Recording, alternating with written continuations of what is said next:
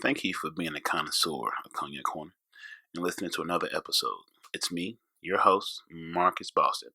Please share, like, and comment. Let me know what you think. I love feedback on what I can do better, where I can grow, where we can make this thing be what it's all it can be. Follow me on IG at Marcus Boston 314.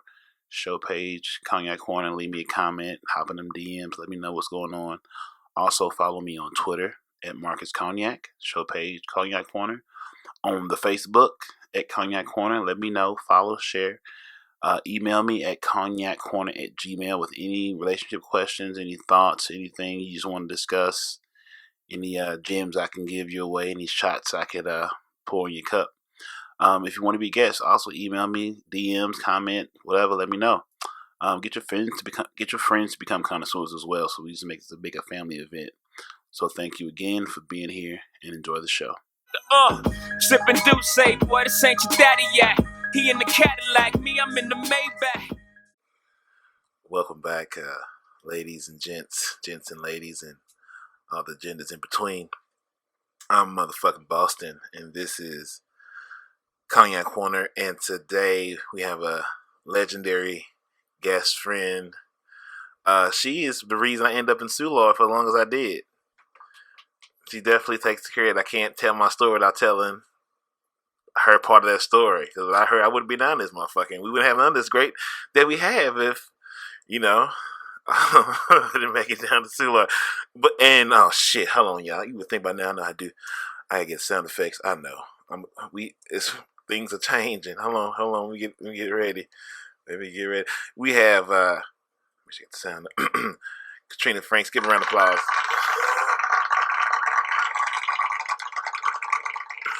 One more time, goddamn it! I like you. Give us put some respect on her goddamn name. Put some respect on her goddamn name, Katrina. Thank you for making it some time to come down to the corner. Thanks for having me. Like serendipitous alignments. Who'd have thunk it? Who would have thunk it? Because it was not on my schedule today. Nor was it on mine. It all just aligns. Let it all work out. Let it all work out. How you doing? I'm good. Yeah. Back in the Midwest, back in the Soulard. I've been living in Hawaii for the last 4 years. It's been a beautiful adventure. You've been gone that long, huh? 4 years. Damn. Yeah. Whew. 4 years and nobody's pregnant. Isn't that good? Well, I mean, we ain't. Well, true. Well, yeah. I'm glad you ain't. I'm glad. If I was, That'd be wild. I would be paid. I'd be paid in the shade. I don't know what hole will come out of, though. That's the problem I'll be scared of. C-section, that motherfucker for sure. Ooh. That's a C-section. Ain't no what? No, it had to be a C-section. Cut it open. That's yeah. how it has to come. With a chainsaw, because ain't no other way. I don't see no other option, so that's the best I got. I think I had a chainsaw here, too, huh? I had a chainsaw. I want to say I had a chainsaw on this damn thing. So we met through another friend back when Big Daddy's was dope, and they was giving away alcohol, and they had everybody down that Wednesday. I would come down there with Carcass. Carcass is married with a kid. I don't know who that is. Amanda. Oh, well, I've never called her Carcass, Oh, so that's man. Understandable, my confusion. It's a horrible, tragic story. So, I'm going to tell the story. So, we was out Lake of the Ozarks. No, we was out you remember Ryan Selbach? Yeah, you do. He always be with Evan. I never took you to the lake house out there in Lake Tishomingo. I never took you out there. Lake Tishomingo. No, I never been there. Damn. Only vicariously through Oh Brother, Where Art Thou? Thou art at Lake Tishomingo, but I wasn't with you. Damn. That's after. Huh. I'd have put money on that. So Ryan, that was his dad's lake house. We go out there, and of course I invite out Amanda and Adriana out there, and and that was back when they were really before the babies got involved, and they was in high thought time. That was out here living. Footloose, fancy Bust down, Tatiana, bust down. but you got everyone goes through it, you know. Some of us get out of the baby, some don't. Some come out with purple hearts. We at war, and so far so good. We not wounded soldiers. We came home with PTSD, but we got all our limbs and parts. You know, I think to be a human is to have PTSD. And thank you for the ones that went and killed. Well, thank you for the ones that served our country and protected it. And the fact that it might have looked like taking the life of another, that's a powerful thing to hold. Mm-hmm. And that's PTSD for sure. But I don't think that to diminish the fact that being a human and experiencing traumas along the way, like that stores in this meat suit, this musculature. Mm-hmm. And so you can pull this out some more if you want to, if you're comfortable. The arm, there you go. Lift it up some. Yeah, you got some. Work with it. There you go. See, now you sound like. Well, I can't see your pretty face though. Oh, well, girl, you've seen this. You've seen this for years. You've seen this. You know what this is about. Nothing but the devil's all over. No, Lucifer Morningstar. Great show. I love it. It's back on Netflix. Not familiar. Oh, it's great. It's like the show is like the devil comes back. He leaves hell and lives in L.A. and he falls in love with a human who's a cop and. He's trying to win her over. His brother is a Menadil, who's a dark-skinned chocolate brother. And they brothers because, God clearly don't have, don't have no color. So, of course, we have a British devil, a black, dark brother, bald head. I said, this show is great. I'm hooked. I'm in. Like, got me, buddy. You got me. Then like the lab tech's like a Spanish chick. I say, this is what I want. This is what I have to have in my shows. I need diversity for me to give you my time. And I said, we're talking about Lucifer, Satan, Jesus, white, black, British. I'm in the building. Towing all the lines, Pip. Oh, girl. Love that goddamn show. It's on Netflix too now. Oh man, that shit fire. Lucifer. That shit was fire. Oh, I'm telling this whole story. So Amanda, for whatever reason, Amanda was unable to wear clothes her size back then. She didn't comprehend, like, because you can, don't mean you should. So, like, she would wear shit that would be pants too small, don't have no belt, thong, and shit all out. What are we doing here? Should we be like, names may have been changed to protect the... No, fuck that. I won't smoke. Yeah, they know, they can at me. You can I'll at say me. to your face. Right. Ask me about Ain't a story I ain't told yet. Everybody know. Everybody know what it is. It is what it's gonna be. Roger that. all news is good news. I'll take some of that smoke, put some eyeballs on it. This is what happens when you've been when you slept 10 hours in 2 days. But the hustle don't stop because the star don't go nowhere. And so she hooks up with some damn body and we finna see the fireworks. So we in the back of a pickup truck and she chooses to sit on a foam cooler which she crushes. Ice and beer everywhere. And like we on the back road or some shit. So like she just flopping around the bed of this fucking truck like a goddamn wildebeest. Maybe like a fish. Like a motherfucking like a fish in cooler water.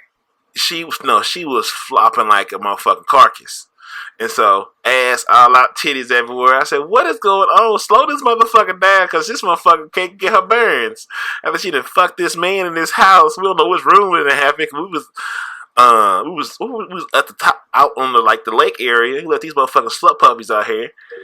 Slut puppies. They didn't bust down all over somewhere in the house. I gotta sleep here. I bust down the house too. That house had a lot of bust downs over there. You know.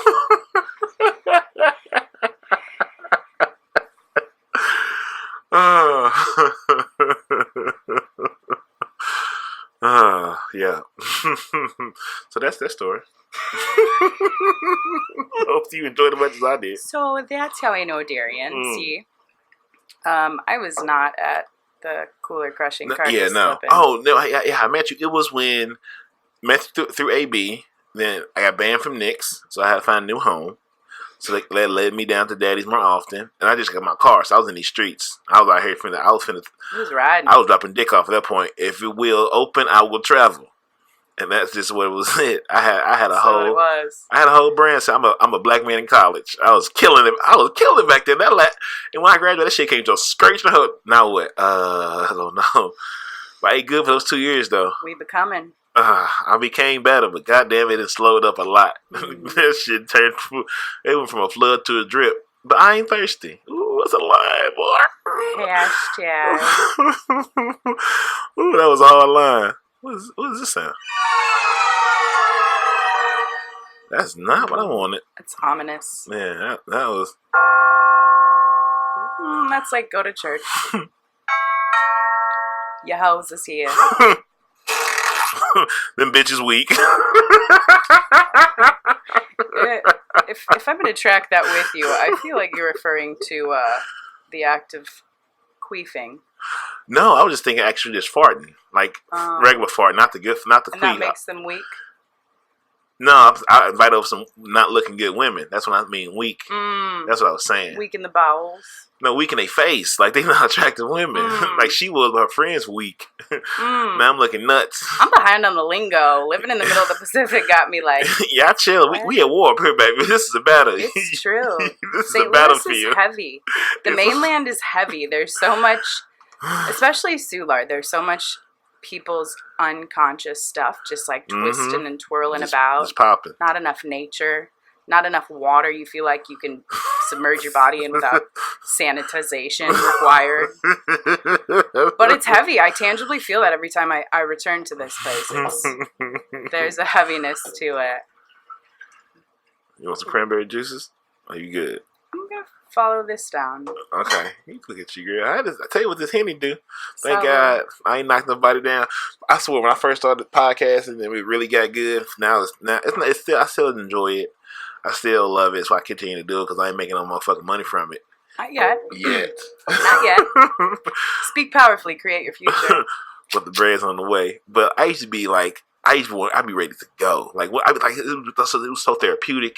It was still fucking raw, you know. So it was still like so fresh. And I would record like a Soulardian podcast with me and Cecil. This is you can find us at Colorado Bioship of Foods at 3457 Morgan Road, 6116. If you want to come by and have a drink at Cash Only Bar. But it's the best goddamn dive bar in St. Louis. Holla at your boy. And so me and Cecil have a good podcast once we finally made it from upstairs to Big Buddha Studios. That's where we... Is that where we are? Yes, and under the BBC umbrella, Big Buddha Communications. I trust you never get a cease and desist letter.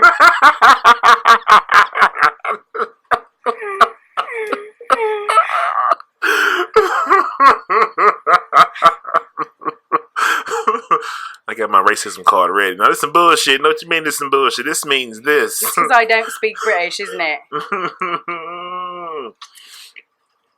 Where's Idris at? Idris, talk to your people, Idris. Tell them what we need to happen. Do it for the culture. Yes, the culture. Do it for the motherfucking and just culture. The healing of all of it. All mankind. Yeah. Colors aside. Pull that color to the side. I keep having these tangents. What was the story I was going? Where was I going with this? I'm not sure if we completed our meeting story. Yeah. Oh, yeah. Okay. Yeah. Right. Thank you. God bless you. I love you. So, me and Katrina get cool. I said, "Oh, what you doing?" I'm playing volleyball 1-on-1. I was like, "Oh, okay, I'll come through." And that was right. That was like 2013. Cause I just got to UMSL. And I think it was before I left JUCO. Cause I think you went to the pool party when I graduated, right? Wasn't you in there? Kat, you had to be. What pool was it? Dave's pool. Oh, yeah. Okay, yeah. Okay. So cool. So that was that. So that makes sense. That would have been, I might have met you that 2012 fall, and we got cool that spring. So when I graduated, had a pool party. And then that was, that sounds about right. Because that's when we met Katie. And then the best lesson of my life happened in the next 2 years. That's 2013 to 15. That UMSL run was a motherfucker, boy. It was a motherfucker, boy. Was it not? Jesus, take the wheel. That shit is funny. I told that story. I told that Katie story. I don't know, one of these episodes. I think I didn't use Names will not be changed for the protection of the debatably innocent. I think at that point I had some sense, so I told the story, but I didn't use her name. Names will maybe change. Yeah, at that point I just told the story without names. That shit was funny. Well, I guess no one's gonna go back and find that story, so I'm gonna not tell the story now. I've used that name, but a lesson was definitely learned through that shit. What was that lesson? If you had to pinpoint it and carry it forward for the rest of the adventure. Find out where you don't be somewhere you don't want to be. There is no promotion with women. Don't fall for that. Let's be friends and see what happens. Shit. Either she want to fuck or she don't. It's not. There is none of that. The time that if you do play the weight game, we're gonna waste a lot of time. Either out on the same page from Jump Street or keep that shit popping. I mean, maybe. Sometimes it takes some seeing people in different light. Sometimes circumstances are not in a place where you can pursue a relationship. Mm-hmm. Or you might have to, not take convincing, but, I think the longer you choose to ebb and flow together in like a respectable, friendship-esque manner, that you may eventually come to that place where there is deeper trust and deeper intimacy that then precipitates into something more. Yeah, we ain't. Don't knock the microphone. Here, a shoestring budget, cut that in half. Hey, but making it work, right? It doesn't have to be perfect. It's got to be done. That is true. And perhaps there's perfectness in all of this crazy adventure. Cecil owns a bar, which is crazy as fuck. I congratulated him on that the other night. Mm-hmm. Did you go up there? No. Oh, okay. No, not yet. What time do you get done with dinner? This evening? Mm-hmm. Hard to say. Okay. Hard to say. I got you. Understandable. So it was like, oh, okay. I came down and checked this out. So I got some friends that can play volleyball. I'm gonna give you some teams going. And I didn't just say team. I said, I got some teams. I came in like, Tyrion was just running it. He's like, all right, you here, you here, you here. It was like just orchestrated. Like Mr. Holland's Opus. Like Mr. Holland's Opus. That's when I was the social director. Remember I had that shit going, Trinity and all that motherfucking no new friends. I was out here. Yeah. I was seriously out here. Whenever I get a flashback on Facebook about them years, I'm like, God, I was out here. We was cute. What do you mean do you lament that time in life? No, it was the best time. It was amazing. You lament that Katie didn't want to have a relationship. Yeah, I'm mad at myself for not making that clear. I did too much. I gave too much runway. I didn't stand on where I wanted to be, so I couldn't almost really fault her because she took advantage of what she knew. She ain't the motherfucking brightest bulb in the goddamn pack. So you have to sort of be direct with it or get the fuck out. And it was opportunities that I didn't cash in. I went nice guy the wrong fucking time. Treat them how they want to be treated, not how you want to treat them. One more time. Treat them how they want to be treated, not how you want to treat them. Because not everybody want to be treated the way I want to treat you. Mm-hmm. So maybe you're in a point where you don't want to be treated that way. So this is where you at. Okay, this is where we at then. Mm-hmm. And that's on me. So I take more ownership of it. Well, I don't think than anything. You should diminish the efforts or the that you put into seeking that. I think that you pursued what called to you, and in the wake of it, learned a whole lot of lessons. Cumulatively, lots of lessons. But life's for learning, and the lessons in love are the hardest because they render us the most raw and the most exposed, and we allow ourselves to be vulnerable. And when that's not reciprocated in the way that we want, it's like a dagger wound that myself, I can't speak for everyone, but I'm like, oh well, I'm just gonna close that up and keep it safe and not show that to anyone again, and then it becomes a challenge moving forward to be that exposed, to be that vulnerable to potential of relationship. Yeah. But it's all for lessons. Yeah. It's all for learning. Damn. Here's to friendship. You know how much drinking and driving I did during that time? What's Too it? fucking much. You still DUI free? Yeah. I don't leave the city. That's true. It's interesting when I'm here. There's so many more roads here than there are in Maui.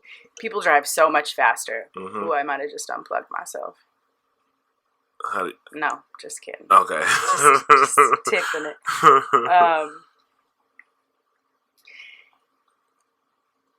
Yeah, that I reached that county line. Well, I don't drink and drive anymore because why? I drink on my front porch and watch the sunset over a volcano. And sitting that on a suffices. dirt road. Way back. Swerving like I'm George That was a Jones. phase 2.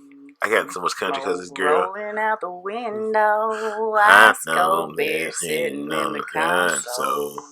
Memory lane up in the headline. Got me reminiscing on the good times. Growing up on the dirt easy street on mud tires.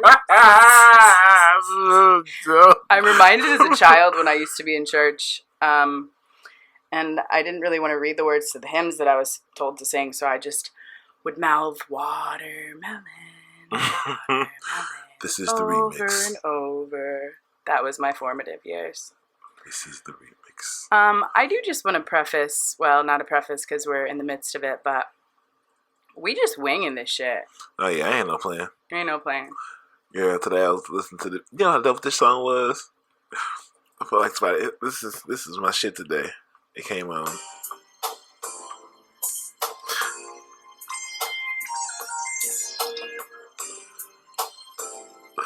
This ain't your slow stroke. You know, like this.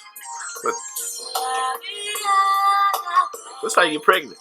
These are love strokes to this song. You know, if this is for grown people. This is when she come right over to the house, you got candles and shit going. Now she might even be a bust down, but tonight you can get the queen treatment. But this girl, she be grown though. The young hoes ain't gonna understand. You gotta catch a divorce say 35 and up. Well, maybe if we keep calling them hoes, they ain't never gonna understand. Well, I don't. Yeah, not hoes in it. There's not no good way to say hoes. Like I can maybe finesse. It's hard to finesse hoes. Respectfully. This is when you find a consenting adult that has kids at the daddy house for the weekend, and she just want to have fun. But that's the key word. When we ask a girl what she into, or you meet her somewhere, she's on. I'm just got a relationship. I'm just looking to have fun and get my back. Like fun, we grown. Ain't no fucking fun left. Ain't no fucking super soakers out here. Well, not the kind you buy in the store anyway. But what I have fun, man. This is the line I like to tell them now. I'm like, I'm not a destination yet, but I'm a step in the right direction. Or maybe like don't even claim mediocrity. Just claim I'm the destination. No, but go ahead. No, I'm not a destination because I'm not ready to give you what you need to stay here. I'm still moving. I'm still figuring some shit out moving forward that I'm not in a position to where I can put stakes down. I'm still in traffic. So it's like. But do we ever get there? Do we ever really get there? I mean, you get to a point where you get to a point when you're ready to put the work into another human being and care. So commitment then. Yeah, commitment to the work.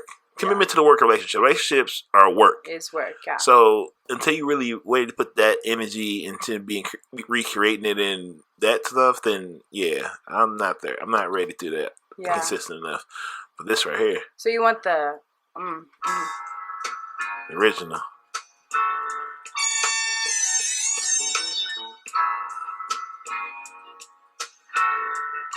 And this one you get to the old auntie. She be like, I remember this. Auntie. It's the auntie that shit. That's one thing I love about Hawaiian culture is that any older female you call auntie. Mm-hmm. Any older male you call uncle, not auntie. My life in the sunshine. That's the whole song for another 3 minutes. That's Perfect. as good as it gets. You That got shit it. hard as fuck, man. That is such a beautiful thing. Such a beautiful thing. Man, it's just good. That's part of the Cognac Corner playlist that will be coming out in July. Pass that Cavassier, get that Douce, Hennessy, Remy Mate, Martels, you know. That Mad Dog 20. Oh man, it's just delicious. It's just delicious. Normally, if I was going on script as usual, prepared for. Yeah, I'm curious Cognac. what the script's like.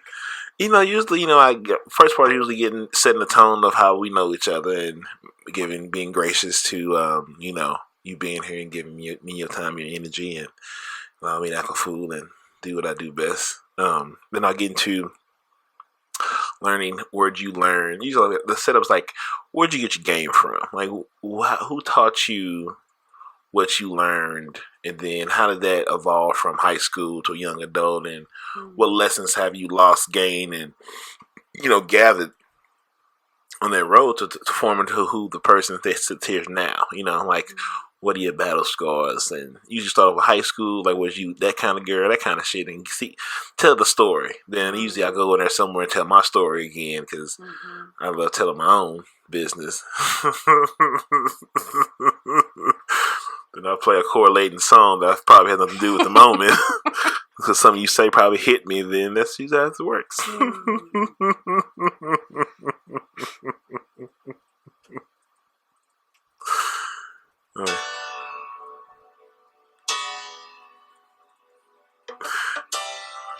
Man, this music right here. This is back in that time frame.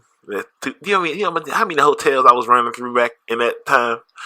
Yes, you do, because I invited y'all out to the hotel all the time for birthdays and shit. Y'all know how often I was at the hotel room. Your auntie be gambling, yeah? Yeah. Yeah, she'd be like, D, take this hotel room. I'm like, on the way. MB, take this hotel room. Remember the Moonlight? Damn. Last time I was at the Moonlight, the chlorine content of the pool was catastrophic. Like, my jewelry tarnished. Somebody was like, oh, fuck it, let's just dump the whole bucket. Damn. And they were like, oh, well, yeah, sorry it ate all the colors out of your swimsuits and ruined all your jewelry. You want a free night here? It's like, maybe close your pool. Or get a better pool guy. Excuse me, that's above me now. That's above me now. Shoots. Yeah. Yeah. So growing up as an adolescent and a high schooler, what kind of girl were you? Well, I feel like we should track it back. If we're going to get historical, let's just, and this is the first time hearing it, so it might be a bit blah. But I was raised by a single mother in a very religious home. So there was that. Jesus says, don't have sex, basically. Yeah. But I think, God, you could get so tangential here. That's gonna be tick. I pour a lot of that. Sorry, go ahead. I mean, religion is a construct of man formulated usually at times of turbulence in human history where they're like, we need something. And I think that we're all spiritual beings. I think that religion separates us. That my speaking in tongues is better than your laying on of hands or whatever it is, I'm eating cows. How dare you for eating cows? Like, just really silly, like, little minutia that completely stratifies humanity and creates turmoil and death and destruction. And it's like, could we all just bring it back to the point that we all came from the same place? Call it Jesus, call it spirit, call it source, call it peanut butter, I don't care what you call it. Peanut butter jelly time. Peanut butter jelly time. Peanut butter jelly time. You know. We all know. And we've fed this notion that we're separate. We've been fed this notion that we're separate. It's an imperfect vehicle to bring people together. Yeah. But it was designed for that. Yeah. I think at some point it probably did it. It was on the right path, and then someone like, I could make this mine by telling you it's yours, but it's really all mine. And like most things, I don't think they're innately wrong or that we've gotten to this point because people maliciously thought about like how can we fuck this up for other people. I think it's just collectively the vibration of humanity and the planet, the way we're stewarding this planet or not stewarding this planet, has brought us to this place where there's a lot of discord and distrust and, you know, this illusion of separation that like I'm me, you're you, but we're both just individual ego experiences of the same thing. We're in temporary meat bags, as Cecil W. Adams says. Meat bags, yeah. My favorite term is earth sock. Ooh, wow. Yeah. So if we're going to get philosophical, which I tend to do because I'm a deep diver, but... Oh, I love it. Like when it's deep. You like it deep. But I think that we are souls that manifest into these earth socks, right? We chose a birthday. We chose a family. We chose a set of circumstances. And we're dancing together with these souls that maybe we've danced with in other lifetimes. Maybe we will continue to dance with for eons. But that we're souls having a physical experience, you know? And if that's... that the point of this life is to be a body. To embody this body, whatever shape, whatever color, whatever disease, whatever it takes. And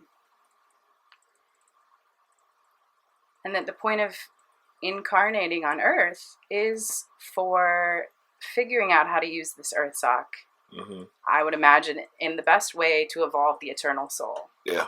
Right? So how do I use this to evolve this ethereal thing that took me decades to even believe because I was under that construct of religion that was like, oh, Satan, that's Satan. So my journey has been making a lot of peace with that notion.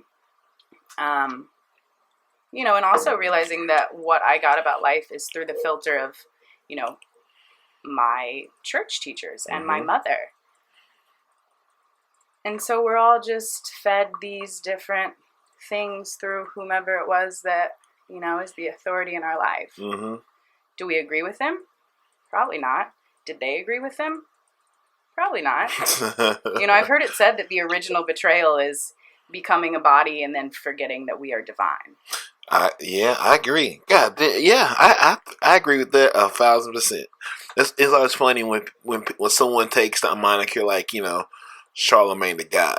And then he explains, you know, where he gets the combination of it. But like, we're all gods. Like, you know, the religion. I think, you know, if we go back as far as when we were tribal and egalitarian. Did I say that right? Egalitarian. You know, say if my ancestor died, you know, my uncle died, and you know he was great to me, and I honor him, and I keep doing that over and over, and my child sees me doing it. At some point, they're going to find this human being that is part of the tribe that I think about.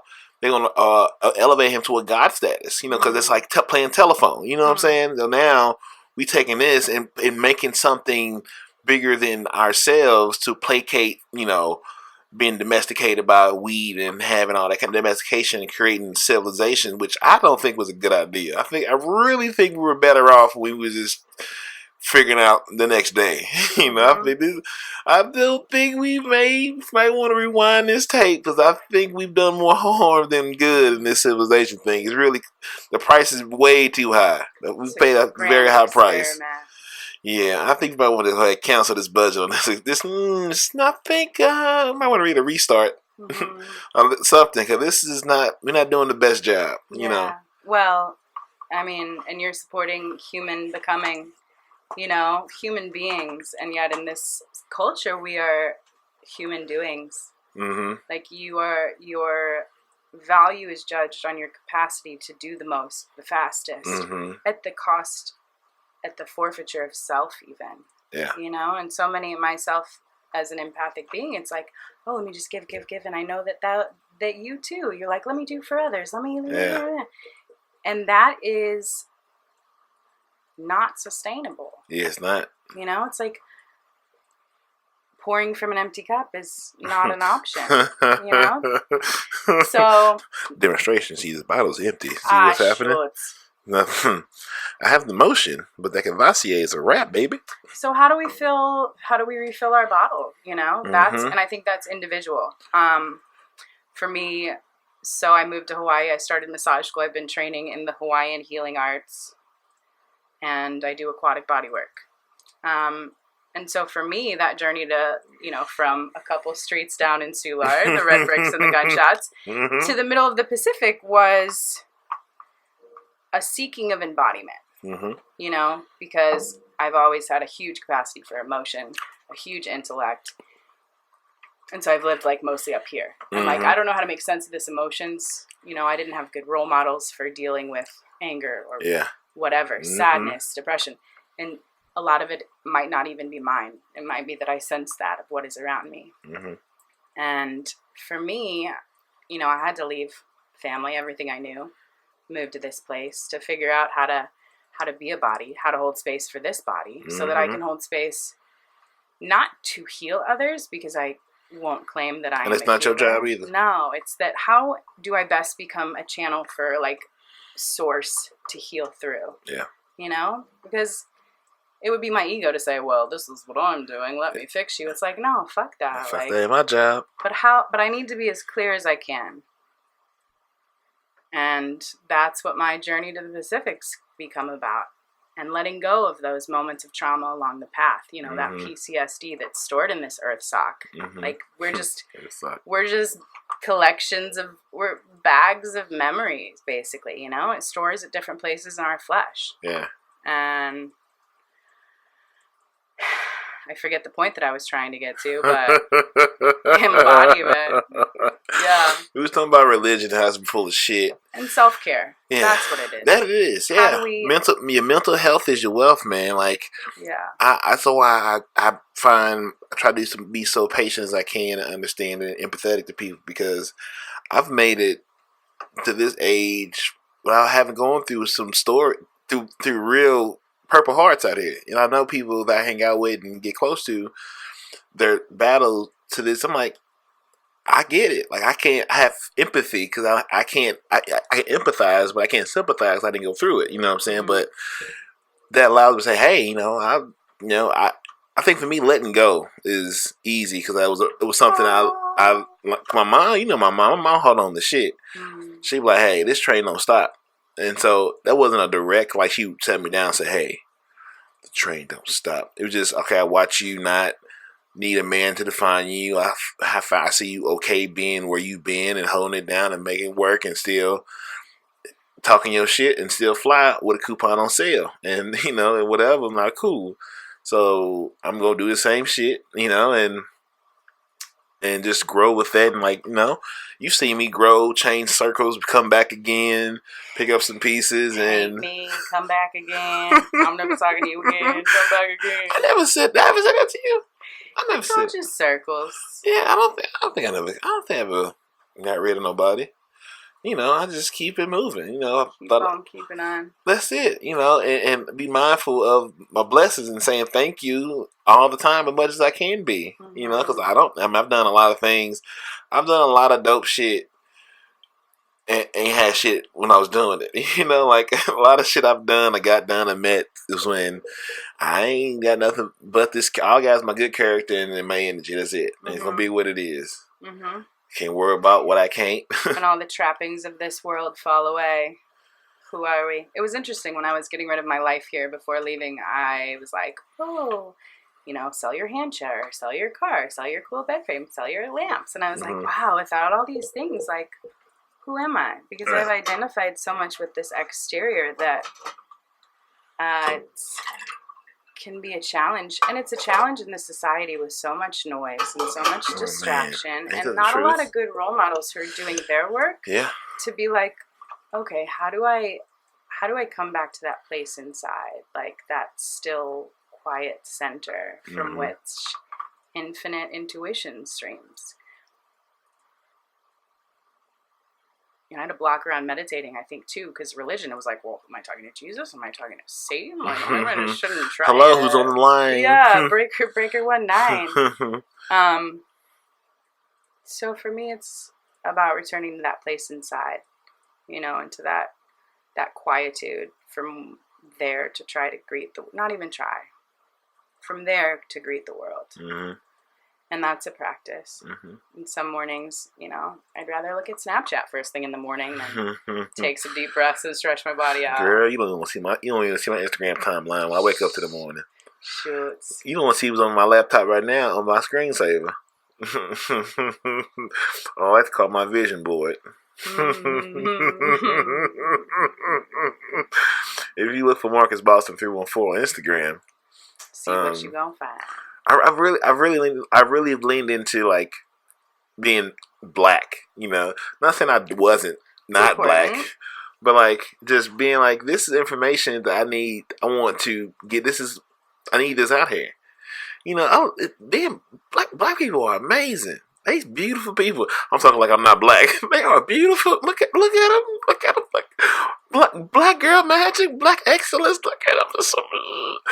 I look at them dancing and the shit, and they're so cool.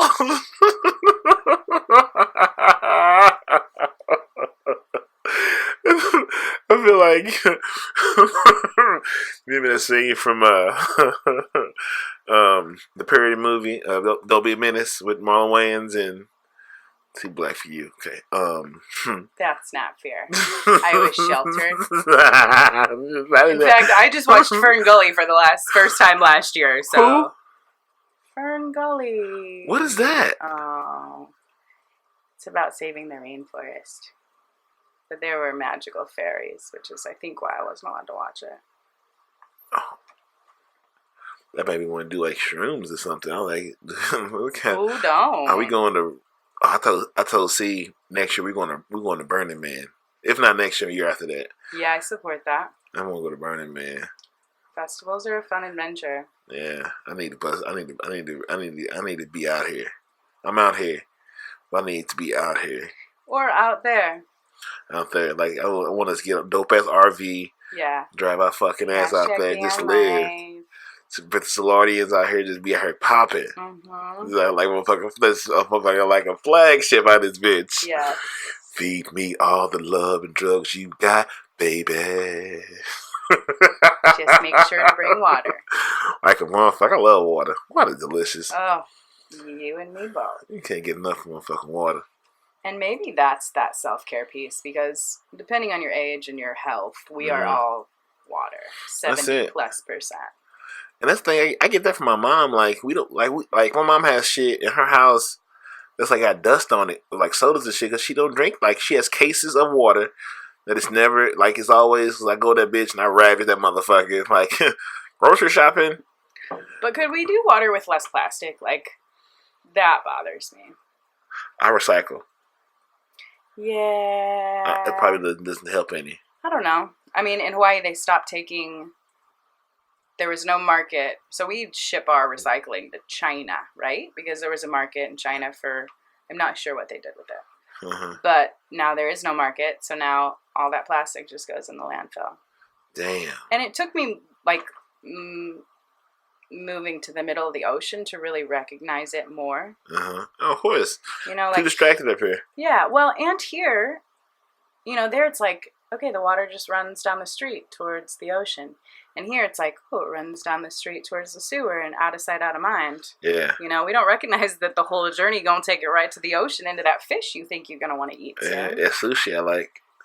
I know you do, me girl, too. I eat this at Cecil's Bar, which is Colorado Bob's. Does he have sushi? Girl, let me tell you the story, boo. You messed up my commercial. Cecil's Bar, Colorado Bob's, Ship of Foods at 3, 4, 5, 7 Morgan Ford motherfucking Road, 63116. He does hibachi, so he has a hibachi chef. It's like 20 years in the game. White guy, fire. Vince, episode 14 on the Soulard. Check it out. Hibachi Kid, we would call him. And he gives you like a choice of like shrimp, chicken, pork belly, or like steak. Those are your meat choices. And he get a little bowl.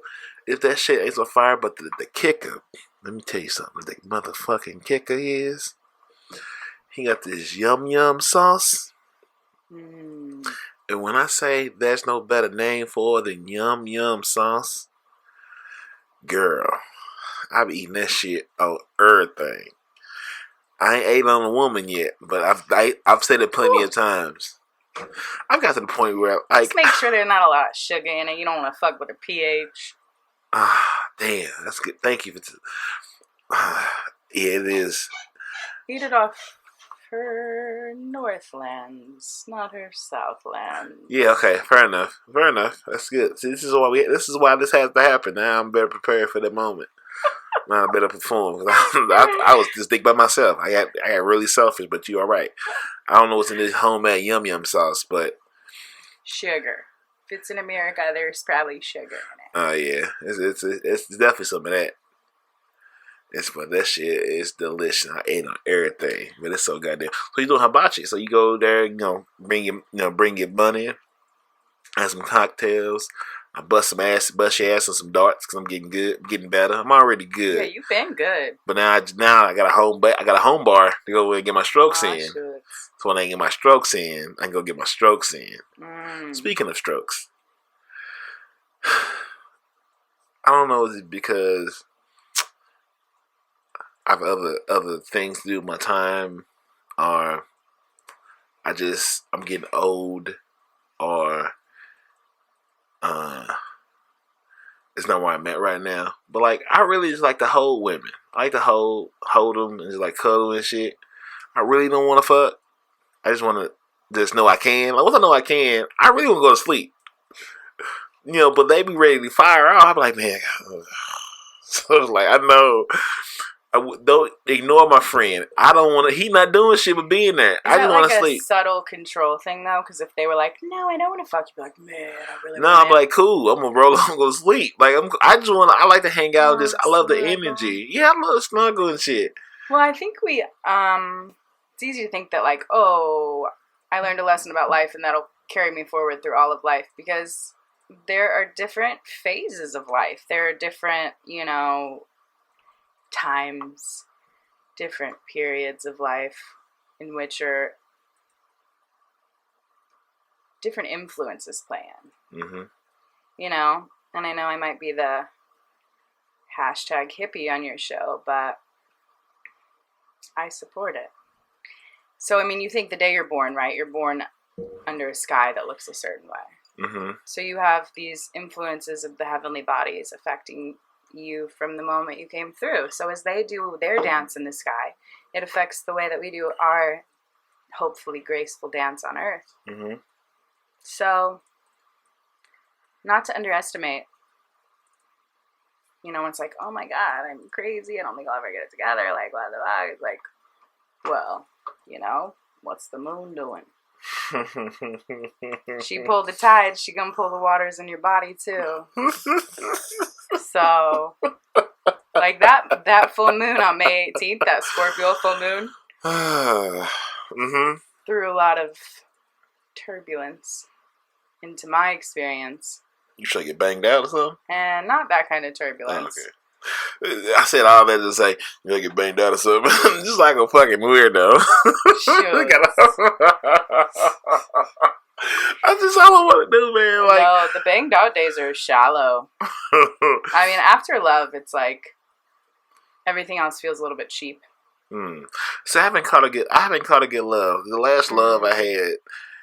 Remember that time I came over to Katie's mom's house after breaking up with Terry? Like a fucking I was a hoe.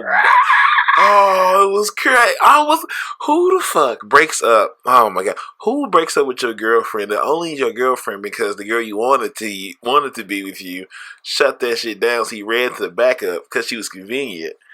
Make her your girlfriend, and then I can't remember why we broke up the first time. I have no idea. But when we did, it was cold because y'all was at Katie's mom's house doing Christmas shit. I'm not gonna. It was Thanksgiving, I think. It was Happy Thanksgiving, some shit like that. I'm not gonna do I'm walking that bitch. I'm talking about like a whole fucking mess. Man, I failed myself. That shit was horrible. And the second time I broke up with her, I went to Evan's house and did the same shit with pride. I came to Evan's door crying this shit in the car.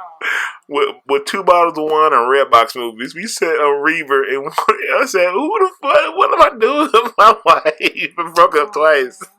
And when we came back together, I had to tell her when we broke up. Damn, was it the first time? No, we got back together and then we was going to break up, and then I had to tell about Katie. I had to tell about like how me and her even became a thing. Because me and her, even though I wanted Katie at the time, I was still fucking Terry and shit. Because I'm the whisperer. I catch you about. I have a thing for those that ain't. I know how to pick them. I know how to eat well. Yeah, I know how to sacrifice aesthetics for quality.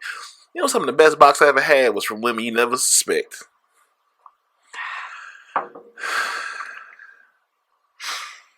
Man, I know how to. No. Anyway, I hope they never give me no money, boy. They better never let me pay my bills on time. If I ever get a chance to pay my bills on time and save some coin, I'm gonna be Marcus Boss. Gonna be a goddamn problem. You see him wear my dreads back. You know what happened when I had my dreads the first time. Mm-hmm. No, I meant you post dreads. Yes, you did. You sang of them in glory and like Samson. Like those days. Yeah. I sound like motherfucking Ed Bundy. I threw 4 touchdowns in high school championship game. Lived my glory years. Glory days. That's funny. Yeah, it's easy to live in the past, especially when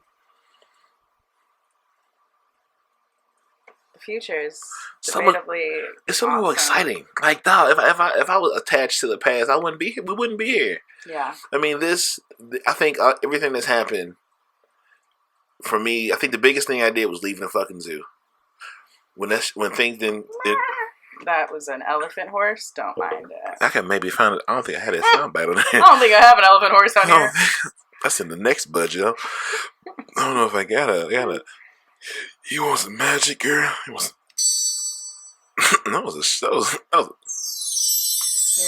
magic. I think I got a lion on here. Man. I got a lion. Oh God! That is definitely not a lion. That's a dinosaur. Yeah, that was. I like cougars, by the way. Okay. Okay. You know that over 40s is different. That's some different kind of nasty.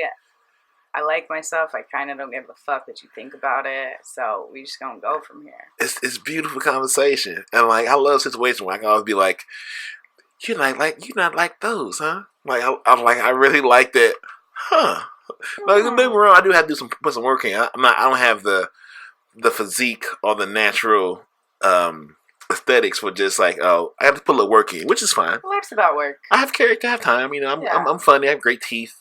I have no children. I'm black. You're a big teddy bear. Once after my boyfriend, my last love, broke up with me, Darian bought me and Katie like all the Valentine's Day things. I was like, oh, thanks, friend. It's like I have a teddy bear. So, you are a teddy bear. And it's okay to be that. Fuck yeah. The world needs more authenticity about like, hey, I just want to snuggle you. That's it. Now, this is the caveat to that. If I'm on after one of the podcasts, after some cognac, the teddy bear turns into something different. It turns into a hungry bear. Yeah. I turned to Winnie the Pooh. Grizzly. I turned to Winnie the Pooh and getting that honey. And just lick that honey. Put my hand in that honey pot and sop it up. That's it. So when I get that cognac in me. You know, maybe everything that we're looking for, though, we're looking with. So the more contentment we can find Mm-hmm. within our own selves, then we begin to call in a higher caliber of partner. Yeah, I agree. Each level you level up to, which means releasing the previous one. Like when things get harder, congratulations, you just leveled up. Now you need to be your next best self. That's why I love letting people go, because I know this might end or it might be on pause, and you might come back around, but I'm gonna be a different version of myself. Yeah. And the people that's hardest to hang around with, the people that bring up stories that's not relevant to now, like glory days. And with me, everyone can tell different stories because I'm different. Everyone bring different things out of me. Mm-hmm. You know what I'm saying? So we hang out. It'll be a different version of myself, still being who I am. Mm-hmm. But this is the best for this moment. To where if I'm hanging out with blah, but you see me many times bring all my different circles together, and none of them would talk to each other if it wasn't for me being like having the strings to everybody. You know what I'm saying? Like, none of that shit. One of them made a baby out of this shit. Like, what I'm talking about? That shit. Which one? Dave and Erica. They wouldn't have met, like, if it wasn't for me inviting her down and blah, blah, blah. Mm-hmm. And I met her through somebody from work that I don't even see no more. Like, I've made those. Just everywhere I go, we gonna pop this shit off. You're a bridge for developing community. Yeah, I am. And I think those communities blend better when they have, moving forward, similar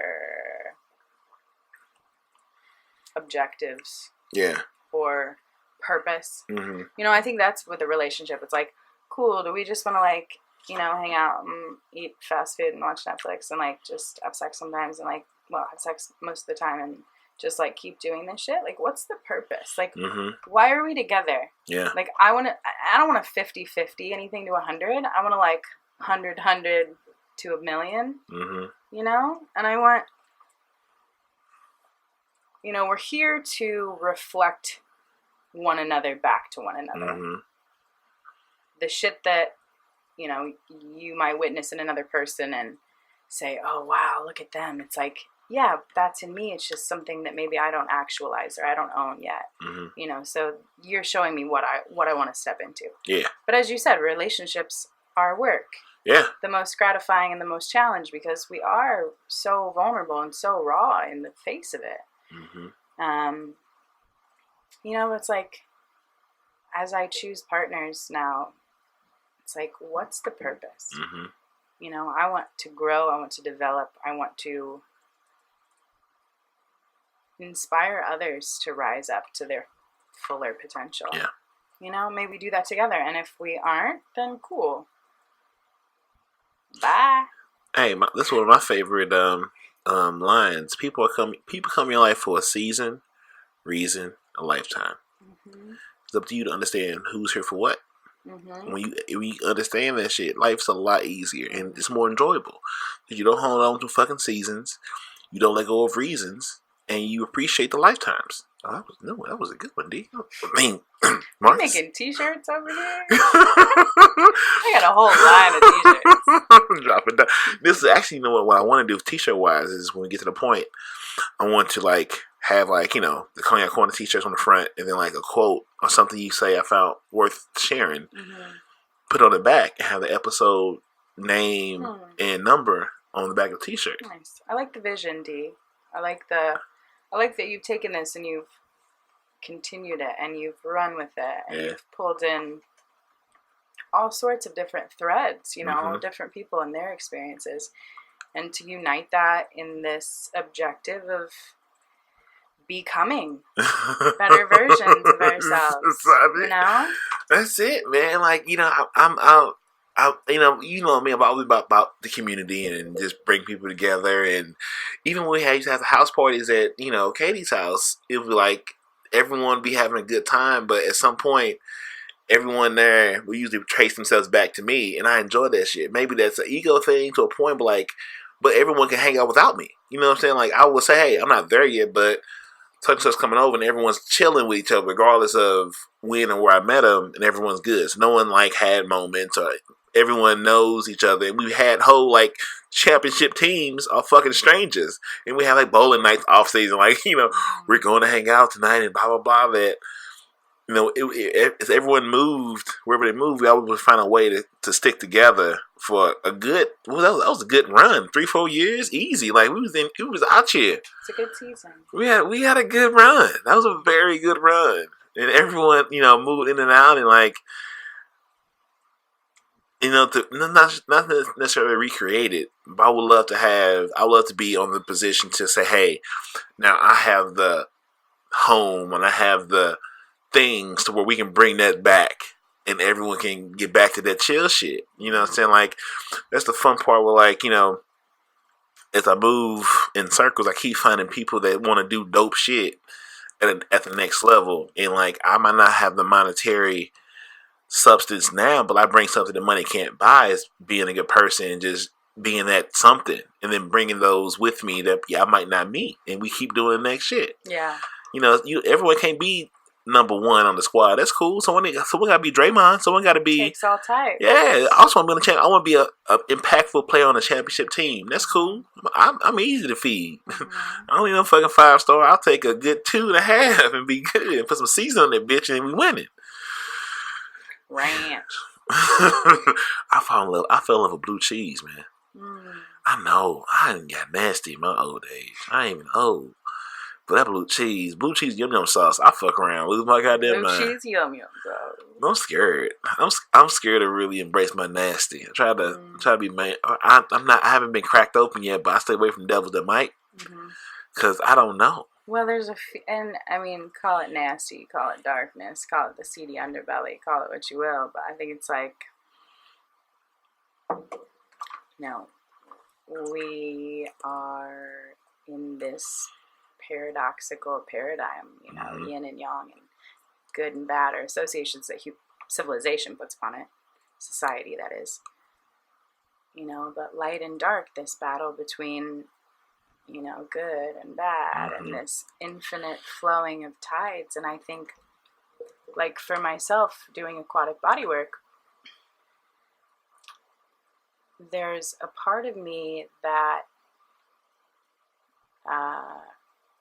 is terrified to be taken under the surface of the water by another person. Mm-hmm. There's a part of me that's terrified to take other people below the surface of the water. And yet it's facilitated in me some of the deepest healing that I've had. And I hope by doing that for others that it's holding that space for them to get whatever they need. But what I came to is that it's that fear of what's lingering in the depths of me, in the deep, dark recesses of our psyche, that there's something within us that's here to give. If you're not here to give, I don't know what you're here for. Like, I love to give what I can when I can, and then it's not off the monetary, but like from doing Big Brothers and like just even building a tribe with me and Cecil and the Soulard and all the podcasts. Everything we did was always community first, and open door to everyone to be dope. So I have ideas for a couple of more lines of T-shirts, just having like slogans, just like, I want to slang dope. That's being diverse, optimism, progress, and empowerment. Like, that's what I want to slang. That all those things make you to be a better person when you know that it's not about you. It's about the person across from you. And that's another thing, just reading books on what builds a good tribe and all that good stuff. It's like what a lot of soldiers have a hard time readjusting to once they come home is like that protection of knowing that the guy next to you care about you like you care about him. It's that tribal comfort, which is, I think, one of the most innate human things, is knowing that we're doing something together as human beings, regardless of how we got here. And now I'm leaving this comfort of knowing that everywhere I look, we all on the same page and no word has to be said. And I have the luxury with, Brandon, Byron, where we can have a conversation. We ain't said shit. I don't have to explain. I can say couple words, I get it. Got it. Because we have that level of tribemanship, and that we all have our own relationships with each other. From, me and Byron conversation can be 2 hours about some bullshit, and or his conversation with Brandon is different, but like we all got each other back. You know what I'm saying? If I know if something was to happen to me in the worst way, I feel a lot of people would show up for me. Cause and vice versa. I come through. Do I always want to? No, but I mean, it ain't about me. It's like, well, I'm blessed to be able to do it.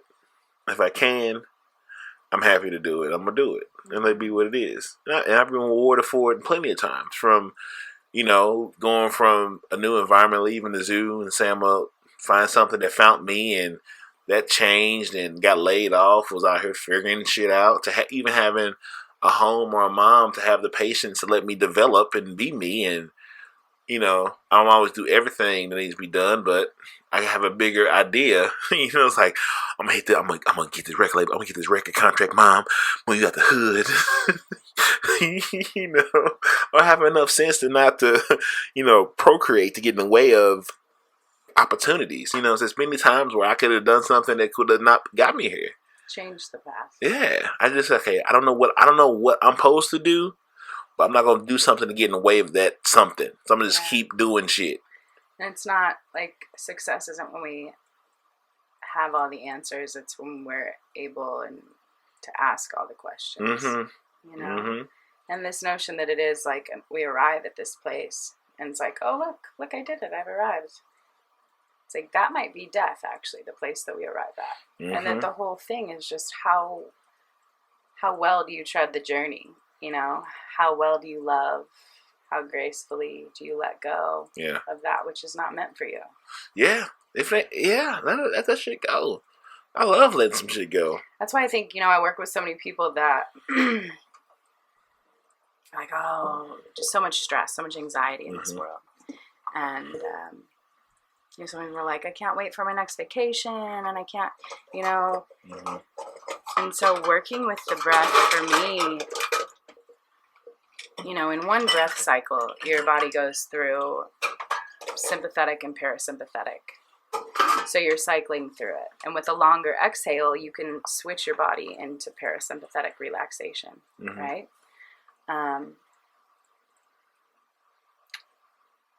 So it's not that like relaxation or vacation or whatever it is always this marked place far off in time. It's that, can I get to the place where I find the pause at the bottom of my breath? That still hollowness where I can reset my nervous system and realign the wiring. And so may we find that pause at the bottom of the breath. May we find that relaxation in this moment to more powerfully move into the next moment. That reminds me of thinking something like Cecil got into the Wim Hof method of breathing, and they did amazing things for him. You know what I'm saying? In the cold showers, he got me into that shit. I never really got into the Wim Hof breathing, but getting into the meditation and just having just 7-8 minutes of just sitting there with a clear mind does a lot. Just relaxing and having that peace. And I think I was talking to Vince the other night, and he was like, the human body in its truest form is built to survive off the land and the earth. It's when we turn into civilization, that's the flaw in us. The human body is perfectly designed. It's the human existence that is deeply flawed and creates flawed things that causes us to destroy how beautiful the body is built to be here. And I said, Vince, what the fuck are you on? Because that shit makes fucking sense. And why do I understand it? Nature. That's one thing I needed. I grew up in suburbia. I lived in Soulard, and I was like, shit, give me more nature. That's really, we've come so far from the vibration of the earth, and we have the vibration of technology, and we're all a little frazzled by it.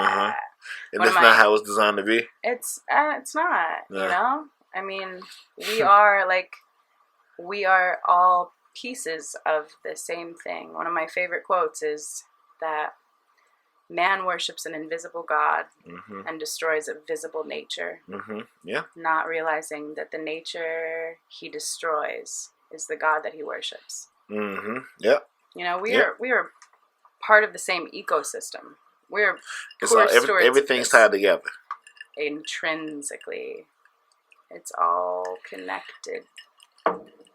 That's how I look at people. Like, you know, if I was to choose to go make a left-hand turn and something happened, I always felt I'm connected to everybody. Somebody was like, whatever I give to you, I'm conscious that I'm connected to you. So I'm gonna make it as either I'm not gonna get in the way of what you're doing, or I'm not gonna make it worse. Either if I can't make it better, I'm not gonna make it worse. If you don't have anything nice to say, don't say pretty much. I'm not gonna I don't know what you're going through, so I'm not. I don't want to be the camera broke. The camera. I don't want to be that person for you. If we knew the suffering of our worst enemy, we would do nothing to cause them any more harm. Yeah, like that's how you look. Like, you know, like you just see so much shit that's like you don't have no fucking idea what they're going through, how they got there. Like, you know, like you just shut the fuck up. Just relax. Like, just have some perspective. Like, what you wilding about? Like, bro, you have life. Yeah.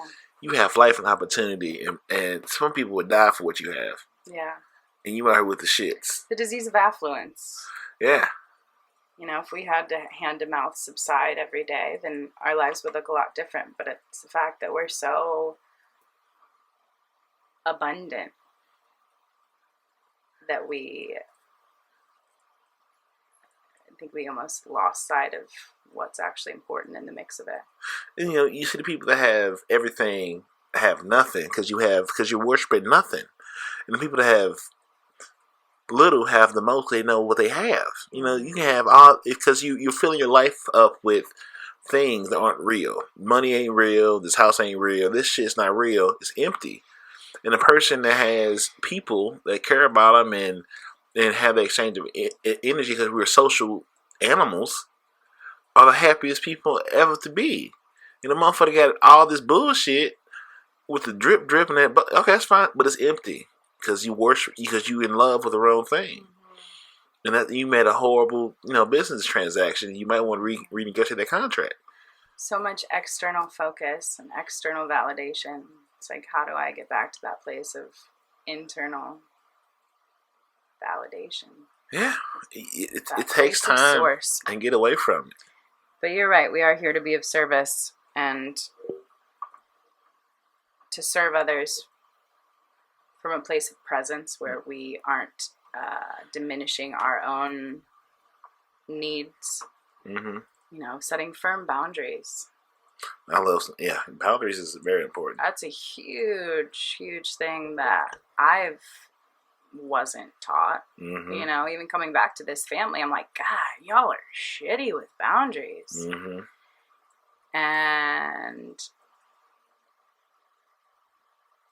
And it's not their fault. This is my journey. They've been reflections for me to figure out how to do it in a way that feels more authentic to me. Mm-hmm. You don't know what you don't know. Mm-hmm. Me and C say it a lot. Like, you don't know what you don't know, but you have to be interested in you gotta be open to learning what you don't know. I don't know shit. I can say I learned a lot of shit. I can say I learned a lot of shit about the podcast, blah blah blah. But like, I don't know enough. Like, I know it's more to know. Mm-hmm. I know it's more to experience. Like, many times I made decisions to miss out on money to have a conversation or a time with somebody, because I don't know next time I have this opportunity, so I'm not going to forfeit that for some money I can make back. And then once you say, I need this, it'll show up every time it shows up. And it'll keep showing up. Like, the way we perceive life, you can't have a positive life from negative mind. Mm-hmm. So, or negative words. Yeah, words are very powerful. Words are magic. I don't know if you've ever read the 4 Agreements. Yeah, I got it. I get the 4 Agreements and the 5 Agreements. Oh yeah, and baby. And the 5th. Holla. And I love that notion. Our words are magic. Be impeccable with your words. Yeah. Are we using our words to create or destroy? Mm-hmm. Are we black magic or white magic in this shit? Mm-hmm. So, like, we're powerful creators. Yeah. So I think neuro-linguistic programming too. Pay attention. If you start to just become aware, like, awareness is the first step. Mm-hmm. Witness what's happening in your life. What are the stories that I continue to tell? I realized, well, I'll leave the details out, but I realized at a point along the way that, my life is just a collection of the stories that I continue to tell about it and how I frame those. And that creates my perception, other people's perceptions of me. Lessons unlearned or repeated. Yeah. How do I speak powerful stories? How do I create good things? And I'll leave you with this quote that I love by Buckminster Fuller on your notion of being of service. That you do not belong to yourself, you belong to the universe. And that your true potential, your true purpose might forever be obscure to you. But know that you're getting close when what you do is for the highest good of humanity.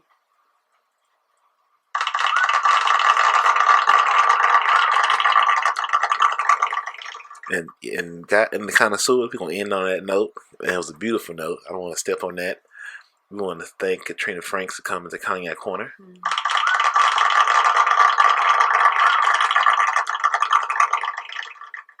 I am Marcus Boston. And next time, love yourself, love each other, and love the time that you have. Have a good night. Marcus, hey, how you doing? Hey, I don't have any panties.